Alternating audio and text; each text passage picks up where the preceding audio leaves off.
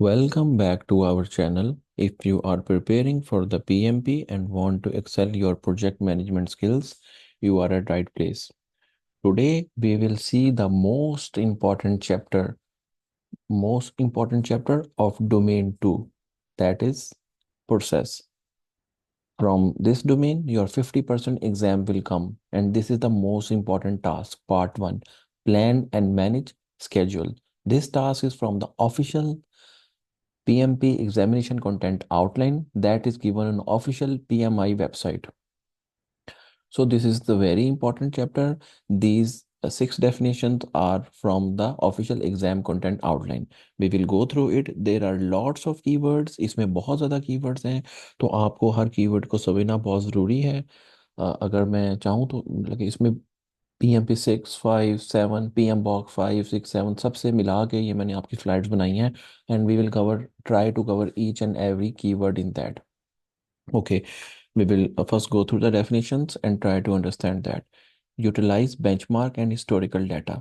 अच्छा, अब चैप्टर क्या है जी? Plan and manage schedule. आपने प्लान भी करना है और प्रोजेक्ट का स्कूल स्केड्यूल मैनेज करना है। तो आपने बेंचमार्क को यूटिलाइज करना है। आपने देखना है आपका बेंचमार्क क्या है, हिस्टोरिकल डाटा आपके पास सिमिलर प्रोजेक्ट का क्या है, उनको यूज़ करना है और बेंचमार्क अपने बनाना है कि आपका बेंचमार्क क्या है। बेंचमार्क होता है कि आपका क्या लेवल आपने अचीव करना है। उसके बाद जब आपने प्लान और मैनेज स्केड्यूल करना है, तो आपने एस्टिमेट प्रोजेक्ट के टास्क को कोई एस्टिमेट आपने टाइम देना है, ताकि आप उधर से प्रोग्रेस मेजर कर सकें। Coordinate with other projects and operations. आप कोऑर्डिनेट करें अपने जो डिफरेंट जो आपके पास अदर प्रोजेक्ट्स हैं ऑपरेशन के साथ। Prepare schedule based on methodology. जो आप मेथोडोलॉजी यूज़ कर रहे हैं, अजाइल है, वाटरफॉल है, उसको दिमाग में रखते हुए आप स्केड्यूल बनाएं। Major ongoing progress. जब स्केड्यूल बन जाए तो ऑनगोइंग प्रोग्रेस को मेजर करने के लिए जो आपने मेथोडोलॉजी यूज़ की है, आप अपने प्रोजेक्ट को ऑनगोइंग एवेल्युएट भी करें। और अगर जरूरत पड़े तो स्केड्यूल को मॉडिफाई करें as per the need and depending upon the methodology. Clear है? The six R the definition, easy definition, मगर इसमें बहुत ज़्यादा कीवर्ड्स हैं, हम एक एक करके इनको समझेंगे जो आपको चीज़ें देखनी है। आगे आगे चलते हैं। अब सबसे पहले, अब स्केड्यूल मैनेजमेंट होती क्या है? स्केड्यूल मैनेजमेंट में वही है, हाउ एंड व्हेन, किस तरह आप शेड्यूल बनाएंगे। तो उस करने के लिए सबसे पहले आपको एक्टिविटीज़ का पता होना चाहिए। मैंने सिंपल करके तोड़ा है, आपको पहले एक्टिविटीज़ का पढ़ना चाहिए। एक्टिविटीज़ होती क्या है? जब आपको एक्टिविटीज़ का पता लग जाएगा, सबसे जो WBS में सबसे जो लोएस्ट लेवल पे होता है वो एक्टिविटीज़ होती हैं। फिर उसको आप सीक्वेंस करेंगे एक्टिविटीज़। जब एक्टिविटीज़ को आप सीक्वेंस कर लेंगे, कौन सी एक्टिविटी प्रोजेक्ट है, किस सीक्वेंस में करनी है आपने। उसके बाद एस्टिमेट एक्टिविटी ड्यूरेशंस। और उसके बाद उनके आप उन एक्टिविटीज़ को टाइम असाइन करेंगे कि इतने इतने ड्यूरेशन में ये एक्टिविटी कंप्लीट होगी। और एंड में जब आपने सीक्वेंस कर लिया, एक्टिविटी को डिफाइन कर लिया, सीक्वेंस कर लिया, उनके टाइम ड्यूरेशन एस्टिमेट कर ली, और फिर आप एक स्केड्यूल बना देंगे कि आप प्रोजेक्ट कैसे डिलीवर करेंगे, कौन से माइलस्टोन्स कैसे होंगे, कैसे आप डिलीवर करेंगे। ठीक है। अब डिफाइन एक्टिविटीज और सीक्वेंस एक्टिविटीज में जो सबसे बात आती है, तो जो आपके यहाँ पे कीवर्ड है वो है PDM डायग्राम। इसे कहते हैं प्रेसिडेंस डायग्रामिंग मेथड। जो यूज़ होता है, जो आप जिससे आप एक्टिविटी को सीक्वेंस करते हैं। एक्टिविटी को आपको पता है, किसी भी काम को मतलब जब आप तोड़ लेते हैं, कोई भी टास्क को आप एक्टिविटी कह सकते हैं। आप डिफाइन कर सकते हैं ये टास्क करना है, मतलब कि ये भी टास्क है, यहाँ से लैपटॉप उठा के उस सोफे पे रखना है, तो ये भी टास्क है। तो ये भी टास्क है, मगर इसके बाद आपने टास्क करना है। उसके बाद मैं कहता हूँ आपने इस लैपटॉप को उठा के सोफे पे रखना है, ये एक्टिविटी है। इस पेन को उठा के सोफे पे रखना है, ये भी एक्टिविटी है। अब सीक्वेंस का मतलब है कौन सी एक्टिविटी किससे पहले करनी है और इसके बाद करनी है। तो ये आप PDM डायग्रामिंग में देखते हैं। पहले ये मैं इस पे वहाँ पे आता हूँ। ये चार तरह की आप एक्टिविटीज़ को सीक्वेंस कर सकते हैं। पहला है उसमें फिनिश टू स्टार्ट, इसे कहते हैं FS। मैं यहाँ पे दोबारा हूँ एग्जाम्पल्स की तरफ, पहले मैं आपको समझा लूँ। सेकंड है F to F, finish to finish, start to start और स्टार्ट टू फिनिश। सबसे पहले आते हैं फिनिश टू स्टार्ट। अच्छा, ये डायग्राम आप देख रहे हैं, पहली डायग्राम देखें। एक्टिविटी A है और एक्टिविटी B है। पहली टाइप थी FS। ये बहुत इंपॉर्टेंट है, मेरे वर्ड्स को आप मार्क कर लें और जब तक समझ नहीं आती इसको बार बार सुनें। Finish to start. अच्छा, ये स्टार्ट एंड में लिखा है ना, तो स्टार्ट होता है मतलब कि इसका मतलब है स्टार्ट है आपका सक्सेसर, और जो F है वो आपका फिनिश है, वो आपका प्रेडिसेसर है। ठीक है। अब इसको मैं डिफाइन करता हूँ अपने अल्फाज में, बुकिश डेफिनेशन बताऊंगा। An activity, activity B can not be started until activity A is finish. देखें, आपने हमेशा सेकंड वर्ड को पहले पिक करना है। एक्टिविटी बी है ना पहले, activity B can not be started until A is finish, ये है फिनिश टू स्टार्ट। अब देखें एरो देखें, के ए के फिनिश से एक्टिविटी स्टार्ट हो रही है, मतलब कि वहां से एरो निकल रहा है और बी के स्टार्ट में जा रहा है। इसका मतलब है आप बी एक्टिविटी उस वक्त तक स्टार्ट नहीं कर सकते, एन एक्टिविटी बी एक्टिविटी उस वक्त तक स्टार्ट नहीं कर सकते जब तक ए फिनिश ना हो। ठीक है, ये होता है फिनिश टू स्टार्ट रिलेशनशिप। मतलब कि मैंने आपको जो एग्जांपल दी थी, मैं पेन उठा के सोफे पे तब रखूंगा जब मैंने लैपटॉप रख दिया होगा। आप बात समझ आई है? और ये एरो देखें, अब बी एक्टिविटी आप स्टार्ट नहीं कर सकते, तो बी एक्टिविटी के स्टार्ट में ये एरो जा रहा है, और उसके फिनिश से आपने स्टार्ट करनी है, तो फिनिश टू स्टार्ट था, activity A can not be, activity B can not be started. आप रीड में ऐसे करेंगे सेकंड एक्टिविटी से, until activity A is finished. तो बी के स्टार्ट में था ये एरो, और ए के एंड पे था। ठीक है, ये तो क्लियर है, ये आपने बड़ा देखा होगा। अब आ जाते हैं इंपॉर्टेंट स्टार्ट टू स्टार्ट। मैंने आपको क्या रूल बताया था? एस लिखा हुआ है, एक्टिविटी बी से स्टार्ट करना है। एक्टिविटी बी, ये डेफिनेशन बनाए आप, activity B can not be, ये आपने हमेशा ये यूज करना है, can not be started until activity A started.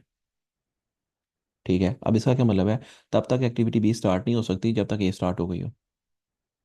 इनका रिलेशनशिप देखें, ए एक्टिविटी के भी स्टार्ट से एरो निकला है, क्योंकि वो आपकी प्रेडिसेसर थी और सक्सेसर के स्टार्ट में गया है, एंड पे नहीं गया। अगर तो ये इसके आगे आके जुड़ता तो फिर उसके एंड पे जाता, एंड पे गया है, so start to start relationship है।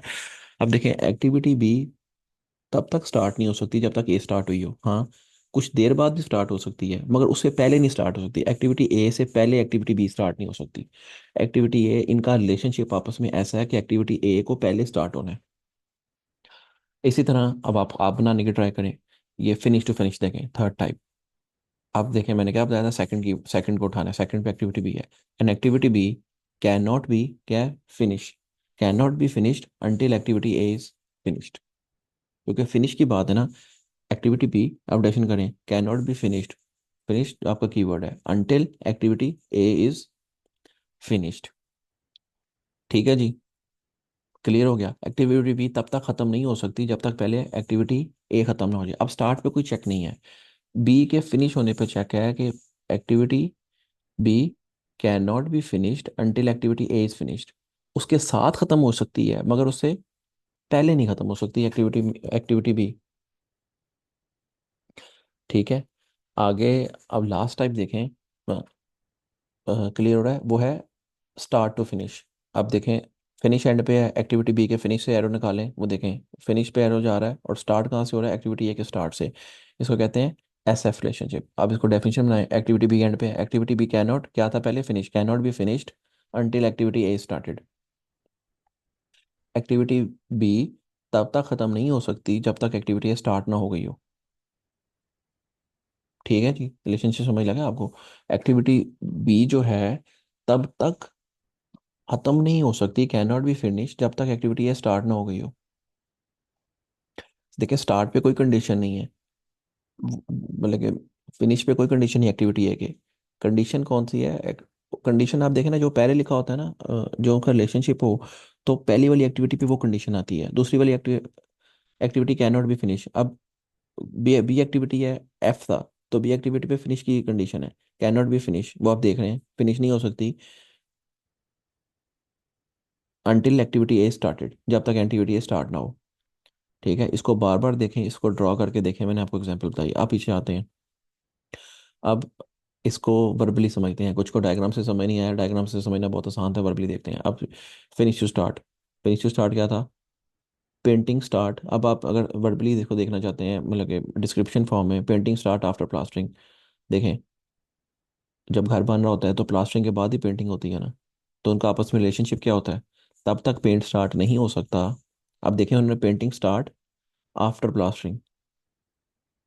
अब पेंटिंग को जो सेकंड एक्टिविटी उसको पहले लिखा है, पेंटिंग सेकंड एक्टिविटी जो बाद में होनी है, पेंटिंग स्टार्ट जिसमें मैंने आपको रीड करना बताया था, after plastering, finish to finish, QA testing end after software development end. QA testing हमेशा एंड होती है डेवलपमेंट के बाद ही। अब देख लें, सेकंड एक्टिविटी क्या है, क्यूए टेस्टिंग, उसको पहले लिखा है एंड, एंड होगी आफ्टर, उसके बाद ही इनका आपस में रिलेशनशिप क्या है, वो जो आपने डायग्राम बना के बनाना है, एफ टू एफ। फिर start to set, market begin when design start, marketing begin है, इनका आपस में रिलेशन है, मार्केट तब स्टार्ट करेंगे जब डिजाइन स्टार्ट हुआ हो। Start to finish, security shift end when next shift start. ठीक है, रिलेशनशिप है, क्या रिलेशनशिप होता है, स्टार्ट टू फिनिश है। अब फिनिश वाले को आपने पहले बताया, सिक्योरिटी शिफ्ट एंड, वो तब तक एंड नहीं हो सकती जब तक शिफ्ट स्टार्ट ना हुई हो। यहाँ से समझना मेरे लिए तो मुश्किल होता है, तो इसलिए यहाँ से इस डायग्राम से समझना इन एक्टिविटी का बहुत स्टार्ट है। आप जिस भी बैकग्राउंड से हैं, आपका ज़रूर ताल्लुक पड़ा होगा कहीं ना कहीं स्केड्यूल के साथ। तो ये इधर से क्वेश्चंस भी आते हैं, तो इसको समझ लें बड़ा आसान है, कुछ भी नहीं है इसमें, बड़ा आसान है। मैंने आपको रूल भी बता दिया, आप दोबारा जाके वीडियो रिवाइंड करके भी दोबारा सुन लें, अगर कोई मसला हो तो मुझे डीएम भी कर सकते हैं आप। आगे चलते हैं, this is the key concept. अब कुछ डिपेंडेंसीज होती हैं, डिपेंडेंसी, डिटर्मिनेशन एंड इंटीग्रेशन। कुछ चार तरह की डिपेंडेंसी होती हैं जो स्केड्यूलिंग में काम आती हैं आपके। एक होती है मैंडेटरी डिपेंडेंसी, पहली टाइप है उसकी, इसको कहते हैं हार्ड लॉजिक। ये वो डिपेंडेंसी है जिसे कैन नॉट बी ब्रोकन। जब आप स्केड्यूल बना रहे हो तो कुछ ऐसी कंडीशंस आती हैं जिन्हें आप ब्रोक नहीं कर सकते, उसे कहते हैं मैंडेटरी डिपेंडेंसी है आपकी। फिर कुछ डिस्क्रिशनरी डिपेंडेंसी होती है, इसको कीवर्ड है सॉफ्ट लॉजिक, इसे सॉफ्ट लॉजिक कहते हैं। इस based on the preference rather than necessity, ये ज़रूरत की प्रेफरेंस पे होता है ज़्यादा देन ज़रूरत की बेस पे। ठीक है, एक्सटर्नल डिपेंडेंसी क्या होती है, this dependency can not be broken and lie outside the project controller space. Government की कोई डिपेंडेंसी है प्रोजेक्ट पे आपके, ऐसा कोई रूल लागू होता है, तो वो आपके कंट्रोल में नहीं है, उसको आपको एनओसी गवर्नमेंट से लेना पड़ेगा। एक्सटर्नल वो होती हैं। इंटरनल, कोई ऐसी dependency that are within control of the project team, जो प्रोजेक्ट टीम के कंट्रोल के अंदर डिपेंडेंसी हो, जिसे पूरी टीम या पूरा आपकी जो मैनेजमेंट है उसे सॉल्व कर सकें, तो वो इंटरनल डिपेंडेंसी कहलाती हैं। ये भी चार कीवर्ड्स हैं, आपको पता होना चाहिए कौन सी डिपेंडेंसी है, कैसे है। आपको क्वेश्चन दिया सकता है, मैं सीरीज में इस तरह के क्वेश्चन बनाऊंगा जिसमें आपको डिपेंडेंसी और बताऊंगा ये कौन सी डिपेंडेंसी हो सकती है। बल्कि एक्सटर्नल है, मैंडेटरी है, मगर आपने वर्ड याद रखने हैं, मैंडेटरी को हार्ड लॉजिक कहते हैं और डिस्क्रिशनरी को सॉफ्ट लॉजिक कहते हैं। That is D. नेक्स्ट में बहुत ज़्यादा कीवर्ड्स हैं, आगे चलते हैं। अच्छा, डिफाइन एक्टिविटी। अब एक्टिविटी को डिफाइन डिफाइन कैसे करते हैं। अच्छा, आपको पता है, सबको पता है WBS होता है, वर्क ब्रेकडाउन स्ट्रक्चर, आपने स्कोप के चैप्टर से देखा हुआ है। फिर वर्क पैकेज होता है, वर्क पैकेज को आप एक्टिविटी लिस्ट में ब्रेक डाउन करते हैं और एक्टिविटी लिस्ट से आप प्रोजेक्ट शेड्यूल बनाते हैं। वर्क पैकेज जो पूरा आपने काम करना होता है, ठीक है। शेड्यूल एक्टिविटी और टास्क होता है, जिसे कंप्लीट किया जाए तो वो एक्टिविटी बन जाता है। एक टास्क को आप कंप्लीट करते हैं, कंप्लीट करके एक्टिविटी बन जाता है। ठीक है, आप वर्क पैकेजेस को स्मॉलर स्मॉलर टास्क में बनाते हैं, टास्क से आप एक्टिविटी लिस्ट बनाते हैं और उससे आप प्रोजेक्ट शेड्यूल बना लेते हैं। ठीक है, ये क्लियर है। एक्टिविटी से आप एक्टिविटी शेड्यूल बनाते हैं, वर्क पैकेज को बस आपने ये आखिर में जो मैंने एग्जांपल दिया, वर्क पैकेज को डिकम्पोज करके एक्टिविटीज बनाते हैं और एक्टिविटी से आप प्रोजेक्ट शेड्यूल बना लेते हैं। अच्छा, अब एक और बहुत सी बातें हैं, आप क्योंकि स्केजुलिंग करनी है तो ये भी बहुत की कंसेप्ट है, इनको आपको समझना है। लीड्स और लैग्स क्या होते हैं, ठीक है, डायग्राम से समझते हैं। देखें जी, लीड है, ये पहली डायग्राम देखें जी, कंप्लीट पंच लिस्ट, लैंडस्केप, बिल्डिंग टूल्स, ये लीड है। अब लीड की डेफिनेशन क्या होती है, a lead is the amount of time that allow an activity to start before its predecessor has finished। अब predecessor क्या होता है, पिछली एक्टिविटी, और लीड है, लीड होता है, मैं आपको एक वैसे कीवर्ड बताता हूँ, ये होता है अर्ली स्टार्ट। लीड को आप अर्ली स्टार्ट कह सकते हैं या लीड टाइम कह सकते हैं। FS है, देखें अब रिलेशनशिप लगा हुआ है, FS है, कौन सा लगा हुआ है, फिनिश टू स्टार्ट, स्टार्ट है, तो आपने फर्स्ट एक्टिविटी के F का वहाँ से निकाला, दूसरी एक्टिविटी के यहाँ पे जाकर स्टार्ट किया, मगर आपने देखा ये उसके बाद स्टार्ट होनी चाहिए। FS-2, 2 वीक्स है लीड है, तो जब उसने 2 वीक को लीड दिया है तो असल में ये पंच लिस्ट के बाद स्टार्ट होनी चाहिए थी। ये इसके आपने देखा मिड से स्टार्ट हो रही है, रिलेशनशिप वही लगा, finish to start, can not be started until activity until A is finished, मगर ये तो इसके मिड से स्टार्ट हो रही है। तो इसमें से आपने -2 लीड दिया कि आपने इसको अर्ली स्टार्ट कर लिया, कि ऐसा आपके पास कोई कंडीशन हार्ड लॉजिक नहीं थी कि आपने लीड दे सकते थे, तो आपने -2 वीक का लीड दे दिया, तो अर्ली अर्ली स्टार्ट है, लीड होता है अर्ली स्टार्ट। ठीक है, अब आप अगली डायग्राम देखें, ये है जी लैग। लैग क्या होता है, लैग में आपका लैग होता है डिले। ठीक है, लैग को आप डिले कहते हैं। तो लैग की डेफिनेशन है, a lag is delay time between finish of one activity and start of a next activity. ये ऊपर लिखी हुई डेफिनेशन, ये डायग्राम से मैं आपको सिर्फ समझा रहा हूँ। क्या है? Delay between finish of a one activity and start of a next activity. अब आप देखें रिलेशनशिप कौन सा लगा हुआ है, समझें कैसे है। स्टार्ट टू स्टार्ट, दोनों को इकट्ठे स्टार्ट होना चाहिए था। अगर ये लैग का वर्ड निकाल दें, -15 डेज लैग, तो इकट्ठे स्टार्ट होना चाहिए था। लैग क्या? Delay time. माइनस किया आपने, 15 डेज किया है, तो डिले किया आपने एक्टिविटी। जो एडिट वाली एक्टिविटी है उसको डिले करके आप आगे ले गए। कंडीशन मेट हो रही है, देखें एस एस, हाँ जी हो रही है। Activity B can not be started, edit draft can not be done until write draft is completed. उसके बाद ही होना था, स्टार्ट की कंडीशन थी। पहले आपको मतलब कि कंडीशन ये थी ना, पहले राइट ड्राफ्ट स्टार्ट होना चाहिए था। 15 डेज है तो ये ऐड है, डिले है, डिले के बाद आपने राइट ड्राफ्ट स्टार्ट किया। आपने पीडीएम और ये लीड और लैग समझ लें, आप इजीली कोई भी शेड्यूल बना सकते हैं। आगे जाके हमने बनानी है स्केड्यूल अगले इसके टास्क में। अब ऊपर आ जाए, ये जो मैंने आपको डेफिनेशन बताई है, start activity before predecessor finish FS-2। Lag is a delay between finish of one activity and start of a next activity. Lead की भी है, a lead is amount of time that allow an activity to start before its predecessor has finish. Lead time, early start को lead कहते हैं, lag को, delay को आप कहते हैं लैग कहते हैं। तो FS-2 कंडीशन कोई भी बना सकते हैं। मैंने इसमें स्टार्ट टू स्टार्ट और FS की दी है। आप इसकी एग्जाम्पल, इसकी जरूर प्रैक्टिस करें, इसको पेन एंड पेपर पे करके ना 2-3 एक्टिविटीज की एग्जाम्पल करें, फिर आपको समझ आ जाएगा। अच्छा, अब ये सब कुछ आपका ना डेवलप, जो आपने स्केड्यूल बनाना है उसके लिए हम सारे मेथड्स और टूल्स एंड टेक्निक्स देख रहे हैं। अच्छा, कुछ और भी बात, जब आपने स्केड्यूल बनाना हो कुछ और भी चीज़ें आपको ना, ये की फैक्टर्स हैं, मतलब कि फैक्टर टू बी कंसिडर जब आप एक्टिविटीज़, मतलब कि आप एक्टिविटीज़ का ड्यूरेशन एस्टिमेट कर रहे हो। पहली बात है, बड़ा इंपॉर्टेंट कीवर्ड है, एज इट इज़ ये लॉज नहीं आपसे पूछेंगे मगर उसका मतलब आपको जरूर समझ होना चाहिए। PM Box 6 में डिफाइन होता है ये law of diminishing return. Law of diminishing return इसको समझते हैं। मैंने इसे स्मॉल लाइन में लिखा है मगर मैं आपको कंप्लीट भी बताता हूँ। Adding resource yield diminishing return. Okay, नहीं समझ आई, मुझे पता नहीं समझ आई, मैं बताता हूँ। अच्छा, क्या होता है, आपका कोई काम हो रहा हो, प्रोडक्टिविटी प्रोसेस हो, एक वक्त आता है, मतलब कि जब आप मोर, कोई चीज़, एक चीज़ हद से ज़्यादा आप ज़्यादा ऐड करते हैं, more, adding one more unit of production, कोई आप एक चीज़ ज़्यादा ऐड कर देते हैं while other factors remain constant, फिर eventually yield lower incremental returns. आपको एक वक्त ऐसा आता है कि आपको इंक्रीमेंटल रिटर्न्स कम मिलने लग जाते हैं। आई थिंक मैं आपको एग्जांपल से समझाता हूँ। अच्छा, एग्जांपल क्या है?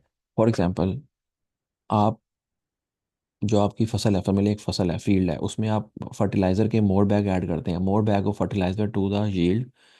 एक वक्त ऐसा आएगा, at a certain point result in a proportion production increase. नहीं, मैं आपको बताता हूँ। अगर आप, एक खेत है उसमें आप फर्टिलाइजर के ज़्यादा बैग डाल रहे हैं, तो एक वक्त ऐसा आएगा, ये नहीं है कि आपने 2 बैग डाल दिए, 4 बैग डाल दिए तो आपकी उतनी तेज़ क्रॉप प्रोड्यूस होने लग जाएगी। एक वक्त ऐसा आता है किसी भी चीज़ में कि जब आप उसमें ज़्यादा फर्टिलाइजर के बैग डाल रहे हैं, सर्टेन पॉइंट जिसके बाद उस तरह प्रोपोर्शन इंक्रीज नहीं होगा। ज़्यादा फर्टिलाइजर डालने से या तो फसल ख़राब हो जाएगी। समझ लें, आपने अगर 1 बैग डाला तो आपका 2 दिन में काम हो गया, फॉर एग्जांपल ऐसे देखते हैं। 2 बैग डाले तो आपका काम जल्दी हो गया, फसल जल्दी लगी। 4 बैग डाले जल्दी आ गई। मगर क्या आप 15 बैग डाल देंगे तो वो एक दिन में काम हो जाएगा? नहीं। एक लॉ ऑफ डिमिनिशिंग रिटर्न्स, ये ऐसा लॉ है कि एक वक्त आता है जब कहता है जी बस। एक वक्त आता है मतलब कि कोई एक फैक्टर आप इतना इंक्रीज कर सकते हैं। For example, law of diminishing return, आप एक दीवार बना रहे हैं, आसान एग्जांपल मेरे जेहन में आ गई है।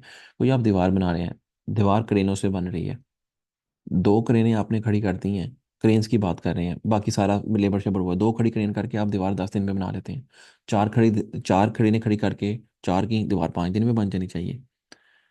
मगर क्या इस तरह 10 क्रेनें खड़ी करके आप 10 दिन में, 1 दिन में दीवार बना लेंगे? नहीं। बिकॉज वो दीवार बनाने पर जगह ही 4 क्रेनें खड़ी होने की है। तो अगर आप 2 से काम कर रहे हैं तो आप 4 करके, बाकी चीज़ें वही हैं, लेबर शेबर वही है, 4 क्रेनी खड़ी करके 5 दिन में तो बना सकते हैं, मगर 10 क्रेनी खड़ी करके आप, हो सकता है आपको 10 क्रेनी करने में फिर 5 दिन लग जाए। तो एक वो रिजल्ट आता है जिसके बाद आप ना, आपको रिजल्ट उस तरह नहीं मिलते। मतलब कि कोई एक चीज़ बढ़ाने से, लॉ ऑफ कहते हैं लॉ ऑफ डिमिनिशिंग रिटर्न, क्योंकि स्पेस ही नहीं है वहाँ पे 10 क्रेन्स खड़ी नहीं हो सकती। तो ये होता है law of diminishing return. Adding resource yield diminishing return. एक वक्त तक, एक वक्त ऐसा आता है, कोई आप एक चीज़ बढ़ा रहे हैं, जिस तरह आपने, मैंने आपको क्रेन वाली एग्जांपल दी है, तब तक तो आपको फायदा देगा, मगर उसके बाद वो उल्टा पड़ जाएगा। तो वो जो पॉइंट होता है वो लॉ ऑफ डिमिनिशिंग रिटर्न होता है। इसी तरह वो मैंने आपको खेतों की एग्जांपल दी थी, या फर्टिलाइजर, तब आपको फायदा देंगे, मगर एक ऐसा पॉइंट आएगा जब तक आपको प्रोडक्शन इंक्रीज नजर नहीं आएगा। ठीक है, हो सकता है मैंने करीना वाली एग्जांपल में 6 करोड़ तक आपको फायदा हो, 4.5 दिन में हो जाए, मगर फिर एक वो पॉइंट आएगा कि 5 करोड़ के बाद या 6 करोड़ के बाद 7वीं करोड़ डालेंगे तो वो जो 4.5 दिन में बनी है दोबारा 5 दिन में बन जाए। आपने 7 करोड़ कर दी, हो सकता है 7 दिन में बने, क्योंकि आपस में लड़ाई होती रहेगी, करोड़ों की जगह ही नहीं, काम ही नहीं होगा। इसी तरह ये अप्लाई होता है नंबर ऑफ रिसोर्सेज पे। बहुत जो अनप्रोफेशनल प्रोजेक्ट मैनेजर होते हैं वो कहते हैं काम कंप्लीट नहीं हो रहा और रिसोर्स लगा लें। Doubling the resource doesn't always have, मतलब कि जब भी आप increase number of resource not always cut down proportion. ऐसा नहीं होता कि हमेशा आप रिसोर्स ज़्यादा कर दें तो आपका टाइम उतना कम हो जाएगा। फॉर एग्जांपल, आप जब नंबर ऑफ रिसोर्स ज़्यादा कर देते हैं, फॉर एग्जांपल इस तरह बंदों की एग्जांपल लेते हैं, 10 लोग 15 दिन में काम कर लेते हैं, एक काम कर लेते हैं। आपने 15 लोग कर दिए, वो 10 दिन में काम कर लेंगे। नंबर ऑफ रिसोर्स आप कहते हैं जी, आपने 20 रिसोर्स कर दिए, तो ज़रूरी नहीं है पहले वो 15 दिन में काम करते थे, अब वो काम 7.5 दिन में करें, हो सकता है वो 9 दिन में काम कर सके। तो आपको जब आप एस्टिमेट कर रहे होते हैं तो लॉ ऑफ डिमिनिशिंग रिटर्न और नंबर ऑफ रिसोर्सेज का आपको ख्याल रखना पड़ता है कि आपने रिसोर्स वेस्ट नहीं होने देने, आपने क्रेन्स वेस्ट नहीं होने देनी, या रिसोर्सेज या फर्टिलाइजर बैग वेस्ट नहीं होने देने। आपने वहीं तक उसको, या प्रोजेक्ट में आपने लीड और रैग रखना है या गैप रखना है कि जहाँ तक आपको फ़ायदा पूरा मिल सके। एक तरफ से रिसोर्स का ज़या हो जाता है। जब एस्टिमेट एक्टिविटी ड्यूरेशन है ना, ये मोस्ट इंपॉर्टेंट पार्ट है। किसी भी प्रोजेक्ट का, आईटी हो, आपका कंस्ट्रक्शन का प्रोजेक्ट हो, किसी भी प्रोजेक्ट का ना, तो आपको ये ख्याल रखना है। एक डेवलपर, फॉर एग्जांपल एक वेबसाइट बनाने में आपको 2 डेवलपर 10 दिन में बना लेते हैं, तो आप 4 डेवलपर लगा के हो सकता है उसको 5 दिन में बना लें, मगर 10 डेवलपर लगा के एक दिन में नहीं बना सकते। यही है नंबर ऑफ रिसोर्स को डबल करना और law of diminishing returns. Number of resource में आप बंदे बढ़ा देते हैं और लॉ ऑफ डिमिनिशिंग में कोई ऐसी फैक्टर बढ़ा देते हैं। तो एक वक्त आता है जब आपको वो उल्टा पड़ जाता है। उल्टा क्या पड़ जाता है कि आपको रिसोर्सेज वेस्ट होने लग जाती हैं और आपको उस तरह रिजल्ट्स नहीं मिलते डबल करने से।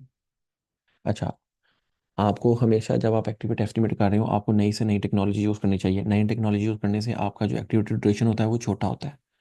मतलब कि आप अगर चलें आप आईटी की तरफ आ जाते हैं, आईटी में आप कोई मशीन लर्निंग का काम करें, मॉडल ट्रेन कर रहे हैं, आपके पास मशीन है जिसमें जीपीयू से काम लगे हुए हैं, तो आपको हमेशा कोशिश करनी चाहिए ज़्यादा दैन कि आप इतना टाइम ज़ाया करें, अपने लोगों को इतना ज़्यादा टाइम ज़ाया करें, आपके नंबर के आर्स यूज़ हो रहे हैं, आप एक लेटेस्ट मशीन ले लें और उसकी कैलकुलेशन कर लें, कॉस्टिंग निकालें जो पिछले हमने चैप्टर्स में देखी है कि मुझे कब तक फ़ायदा देगी।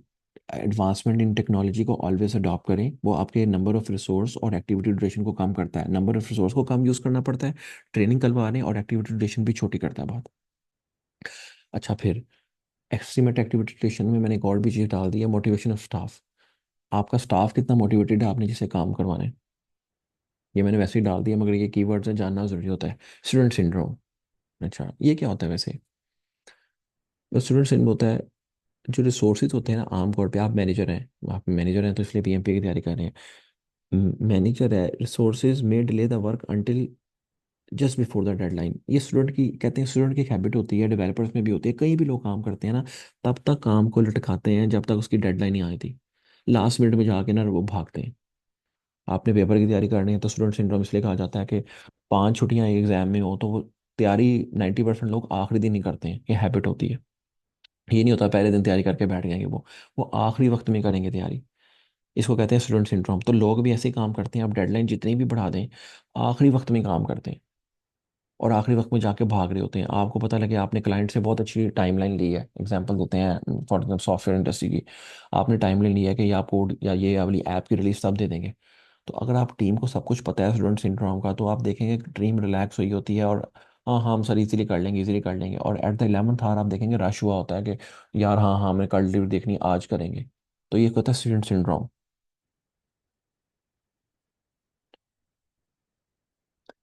अच्छा, आगे पार्किंसन लॉ। अच्छा, ये भी वही चीज़ है। Work tend to expand to fill the available time. So जो आपका work expand to fit the available time, so task are often just completed in time rather than early.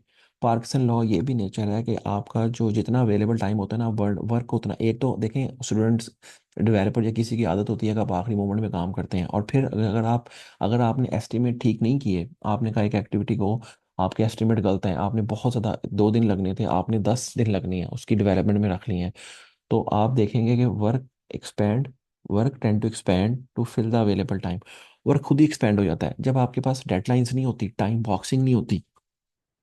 Time boxing की अहमियत यहाँ पे आती है, आपके पास टाइम बॉक्सिंग नहीं होती, तो आप देखते हैं कि वर्क खुद ही एक्सपैंड होने लगा, आपको लगता है कि वर्क खुद एक्सपैंड हो गया और टाइम जितना अवेलेबल है उसको खा जाता है।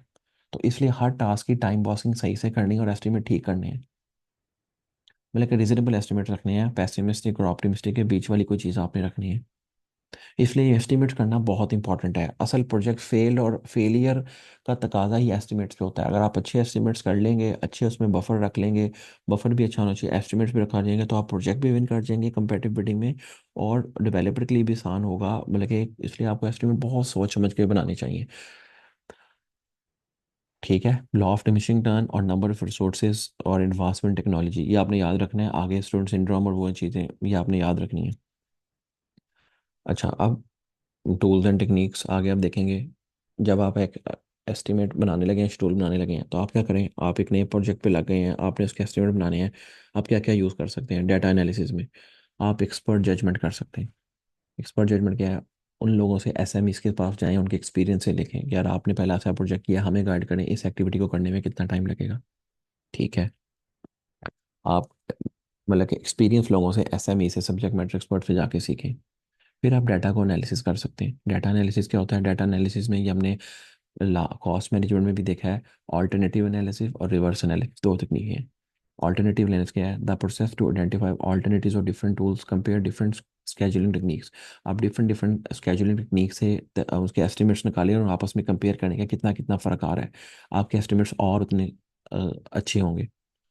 रिवर्स एनालिसिस क्या है, ये कॉस्ट के साथ जुड़ा होता है, क्योंकि आप शेड्यूल और कॉस्ट को अलग नहीं कर सकते, जैसा हमने अर्न मैनेजमेंट में पढ़ा था। तो आप देखें द अमाउंट ऑफ मैनेजमेंट, मतलब कि आपको पता होना चाहिए कि आपने मैनेजमेंट रिजर्व में कितने पैसे रखने हैं, अननोन अननोन जिसे कहते हैं, और कंटीजेंसी रिजर्व नॉन अननोन में कितने पैसे रखने हैं। ये मैं आपको डिटेल से पढ़ा बैठा हूँ, बता बैठा एक्सप्लेन करने, तो आपको इस चीज़ का भी ख्याल रखना है। आगे देखेंगे एस्टिमेशन टेक्निक, एनालॉगस एस्टिमेटिंग, ये हमने पिछले चैप्टर में पढ़ा है, दोबारा एक्सप्लेन करते हैं। एनालॉगस एस्टिमेट क्या होती हैं, a tool that generate estimate, जो आपको एस्टिमेट जनरेट करता है by using actual duration information from a similar previous project, same is previously perform on this or another project, also known as top down estimating, from similar activity previous perform on this और other project. ये वो है, हमने पहले भी देखा है कि आप देख लें पहला ऐसा प्रोजेक्ट हुआ था या एक्टिविटी हुई थी, उस पर कितना टाइम लगा था, आप वो यूज़ कर लें। ठीक है, इसे टॉप डाउन एस्टिमेटिंग भी कहते हैं, कि आपने देखा यार हमने पहले ऐसी वेबसाइट बनाई थी, उसमें ये टास्क किया था, उधर से लेके आप ऐसे उसमें 3 दिन लगे, तो अब भी मैं ये एस्टिमेट दे देता हूँ। इसे टॉप डाउन एस्टिमेट भी कहते हैं। फिर एक आती है पैरामेट्रिक एस्टिमेट, ये भी हम पहले पढ़ चुके हैं। A tool that generate estimate by using historical information, एक तो पहले आप हिस्टोरिकल डाटा निकालें on linear scale of the activity. ठीक है, एक हिस्टोरिकल आपने निकाला plus linear scale. Linear scale कैसे करते हैं उसकी एग्जांपल ये बनाई है। लीनियर स्केल का क्या मतलब है, फॉर एग्जांपल एक टीम 50 मीटर रोड बनाती है हर डे, आपने 500 मीटर रोड बनानी है, मैंने क्या किया, 500 को 50 से डिवाइड कर दिया, पर डे तो 10 डे लगेंगे। आपने पर एस्टिमेट यूज़ किए हैं। लीनियर का मतलब होता है पर स्क्वायर फीट, मतलब कि आपने देखा है मैंने पर निकाला है, मतलब कि मैथमेटिकल मेजर से निकाले हैं। एक तो आपने हिस्टोरिकल डाटा निकाला, हो सकता है हिस्टोरिकल डाटा में आपका 5,000 आपने रोड बनाई हो, आपको पता लगे यहाँ से बनाई है, मगर इधर रेशो चेंज हो, मतलब कि टीम हो सकता है उसमें 100 मीटर पर डे बनाती हो, आपकी टीम 50 मीटर पर डे बना सकती है, रोड की नेचर फ़र्क हो सकती है। तो आप उसे 50 से डिवाइड करके, आप उसको मल्टीप्लाई करके कैलकुलेशंस करके ना एक्सेल पे आप आंसर निकाल लेते हैं। तो पैरा एस्टिमेटिक बेहतर होती है एनालॉगस से, मोर एक्यूरेट होती है। ठीक है, उसके बाद आप वोटिंग भी करा सकते हैं, आप बैठ के ब्रेनस्टॉर्मिंग कर सकते हैं, आप वोटिंग भी करा सकते हैं, ये भी हम पहले पढ़ चुके हैं, मैं इसको क्विकली रिवाइज कर देता हूँ।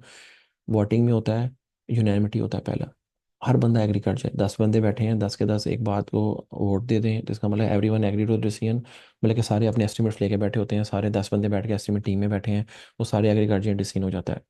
सब ने कहा जी ये एक्टिविटी 5 दिन में होनी है, मेजोरिटी होता है, आप 10 लोग बैठे हैं, 6 बंदों ने कह दिया 5 दिन में होनी है, बाकी जो लोग जो मर्जी कहें, क्योंकि 50% से ज़्यादा रिजल्ट ने एक एक एक के हक में वोट दे दिया, तो हम उसको 5 लेके चलते हैं। उसमें आपके एसएमईस भी बैठे हो सकते हैं और लोग भी बैठे हो सकते हैं।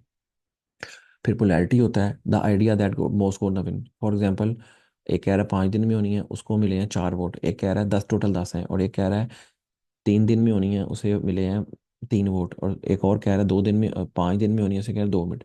तो देखें, 10 में से 4 की पोलैरिटी आ गई, मेजोरिटी नहीं आई। मेजोरिटी 50% से ऊपर आती है। पोलैरिटी था भाई, 4 लोगों ने कह दिया 4 दिन में एक्टिविटी हो गई है, तो आपने उसको एस्टिमेट देख लिया। ये सारे बैठ के ब्रेनस्टॉर्मिंग टेक्निक्स हैं। ऑटोक्रेटिक डिसीजन मेकिंग है कि मैं अपने पास एक्सपीरियंस से, जब मैं लीडर हूँ, मैंने कह दिया कि हाँ ऐसे ही होना चाहिए। मैं बता दूँ, ये फाइनल फैसला मेरे हाथ में है। अगर आप डिसीजन मेकिंग में आपने टेक्निक करनी है ना, तो मैं उसको कह दूँ यार, मैंने इतने लोगों से, सब्जेक्ट मैटर एक्सपर्ट से ये टेक्निक यूज़ की, और फाइनल मैं कह दूँ, टीम जो भी कह रही, मैं कहूँ ये एक्टिविटी के लिए 5 दिन होने चाहिए, इसके 50 दिन होने चाहिए, इस माइलस्टोन के 100 दिन होने चाहिए। ठीक है। एक बंदा डिसीजन लेता है पूरे बिहाफ के ग्रुप पे। अब मुझे वो 10 की टीम, मैं एक डैम के प्रोजेक्ट पे अपने ग्रुप का लीडर हूँ, तो मुझे वो कह देंगे सर इतने इतने पे बैठ के आपने ऐसे देना है। मल्टी क्राइटेरिया डिसीजन एनालिसिस होता है। Multi criteria are evaluated and rank systematically to reach the decision. 3-4 लोग मिल के जो एक आप डिसीजन को वेरीफाई करें, एक डिसीजन वेरीफाई करें। अच्छा, आगे देखेंगे आप bottom up estimating. Bottom up होता है कि आप स्मॉलेस्ट टास्क से शुरू करते हैं और अपवर्ड जाते हैं। छोटे छोटे टास्क को इतना स्मॉल तोड़ लेते हैं, वहां से जाके तोड़ना शुरू करें, ऊपर तक जाएं। टॉप डाउन, आपने टॉप डाउन क्या होता है मैं आपसे पूछता हूँ। मैंने आपको पहले बताया एनालॉगस, जिसमें आप पास प्रोजेक्ट से डाटा लेते हैं। इसमें नहीं, आपका इसमें आप स्टार्ट से स्टार्ट कर दें। एक प्रोजेक्ट है, उसको स्मॉलेस्ट लेवल तक तोड़ दें, टास्क और एक्टिविटी तक तोड़ लें, और हर एक्टिविटी को मेजर शुरू करें। आपको कोई आइडिया नहीं है ना, स्मॉलेस्ट लेवल तक तोड़ें और हर एक्टिविटी को छोटा छोटा करके मेजर करना शुरू करेंगे, और आप टॉप तक पहुंच जाएंगे। आपके पास एस्टिमेट्स बना लेंगे आप। अच्छा, फिर मोस है, 3 पॉइंट एस्टिमेटिंग की टेक्निक है। इसमें ट्राइंगुलर और बीटा डिस्ट्रीब्यूशन होती है। ट्राइंगुलर क्या होता है, ये आप तब यूज़ करते हैं जब आपके पास इनसफिशिएंट हिस्टोरिकल कोई डाटा हो। तो आप क्या करते हैं, आप ट्राइंगुलर डिस्ट्रीब्यूशन काफ़ी एक्यूरेट होती है, और आपको काफ़ी अनसर्टेनिटी हो और इनसफिशिएंट हिस्टोरिकल डाटा होना, तो आप अच्छा तरीका यूज़ करने का, आप क्या करते हैं, एक पेसिमिस्टिक एस्टिमेट निकालते हैं। पेसिमिस्टिक मतलब कि एक पेसिमिस्टिक निकालते हैं, बुरे जिसे कहते हैं बुरे।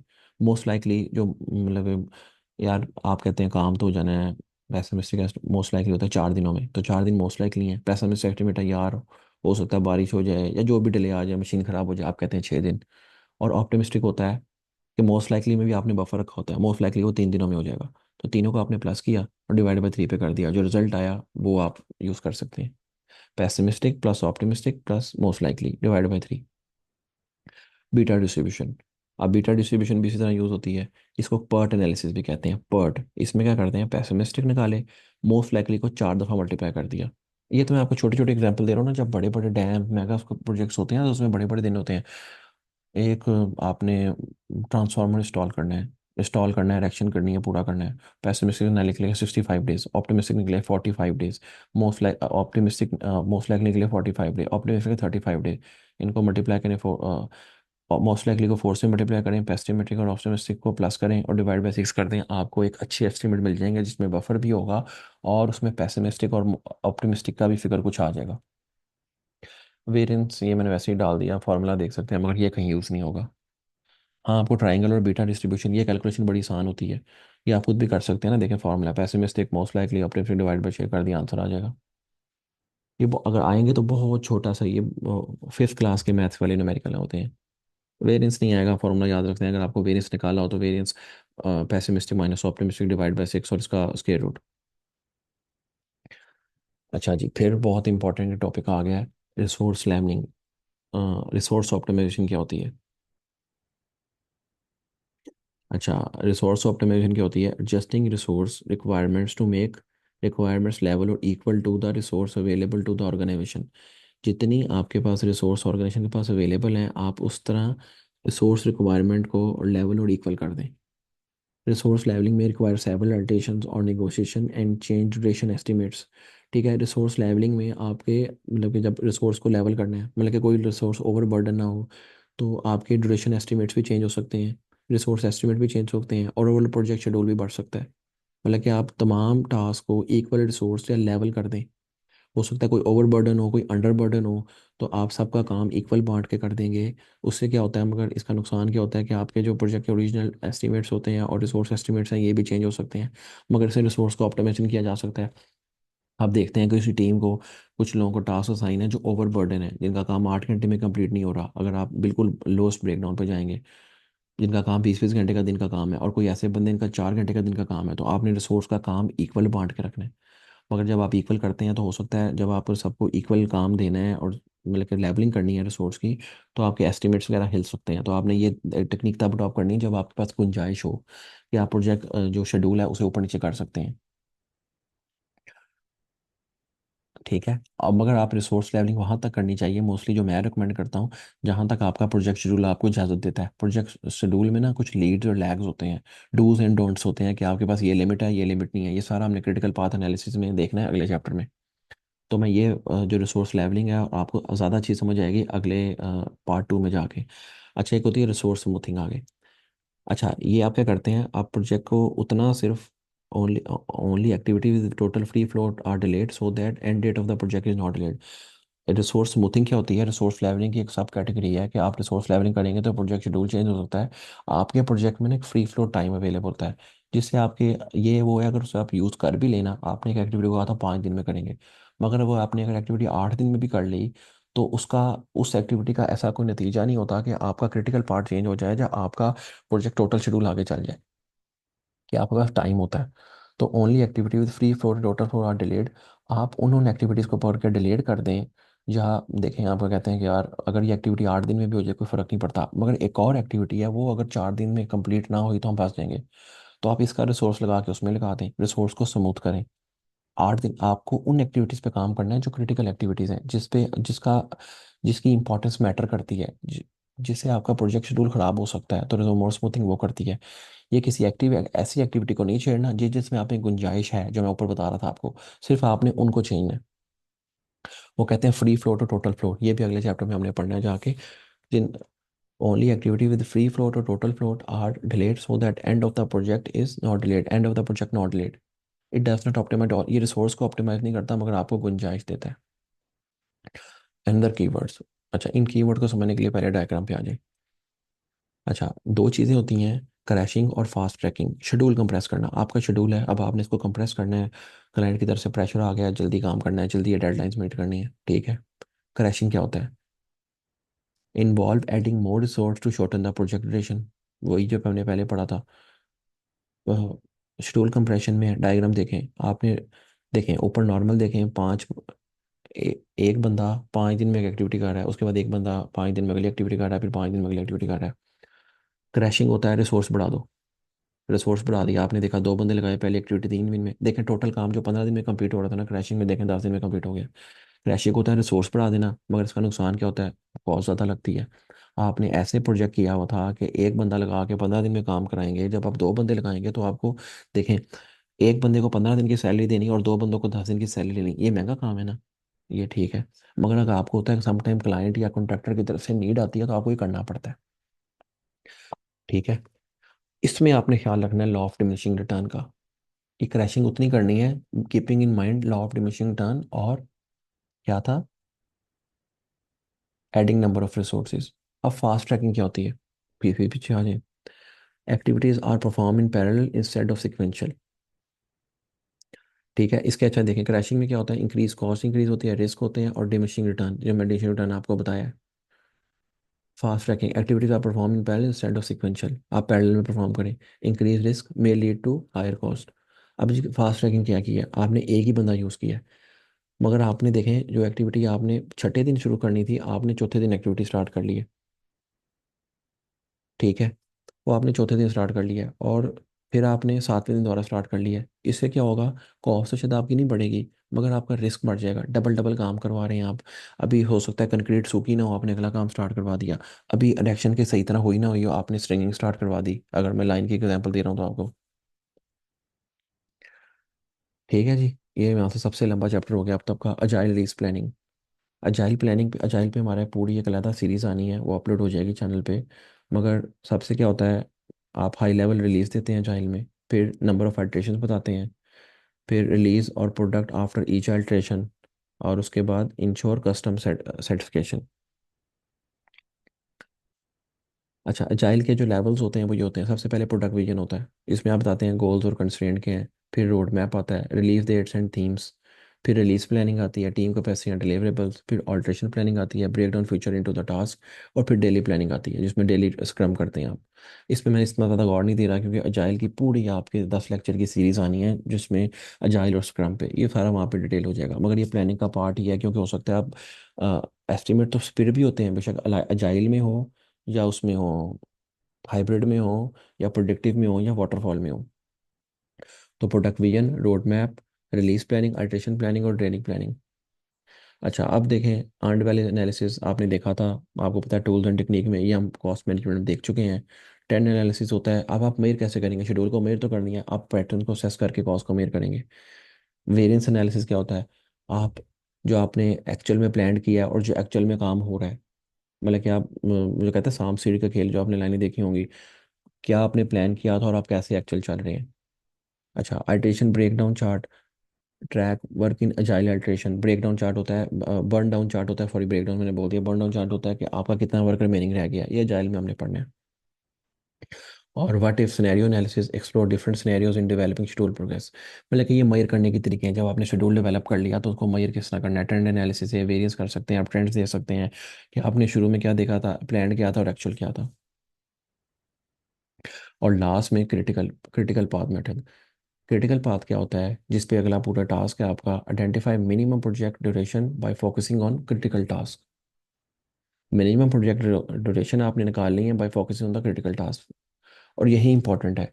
क्रिटिकल टास्क को कंप्लीट करो और आप मिनिमम प्रोजेक्ट ड्यूरेशन मिल जाएगी, और बाकी जो एक्टिविटीज़ हैं वो पैरेलल और सीक्वेंस करो, जितना जितना आपको फ्री फ्लोट मिलता जाएगा। अब आगे हम पूरा नेटवर्क डायग्राम्स पढ़ेंगे जो है इसके टास्क 2 में, वो थोड़ा ड्राई चैप्टर होगा। तो this is very important chapter, if you have any question DM मी। आपको क्वेश्चन आंसर्स और डोमेन 1 और डोमेन 3 यहाँ पे नज़र आ रही है, कोई मसला है दोबारा देखें, this is most important chapter, planning पूरी यहाँ डिस्कशन है। ये PM BOK के 4 चैप्टरों से निकाल के मैंने एक स्लाइड्स बनाई हैं और सारे कीवर्ड्स कंपेयर कर दिए हैं। अगर आप ये सारे कॉन्सेप्ट समझ गए तो आप शेड्यूलिंग के सारे क्वेश्चन सॉल्व कर सकते हैं ईजिली। अगर आपको फिर भी कोई मसला है तो do DM me and contact me. Thank you very much.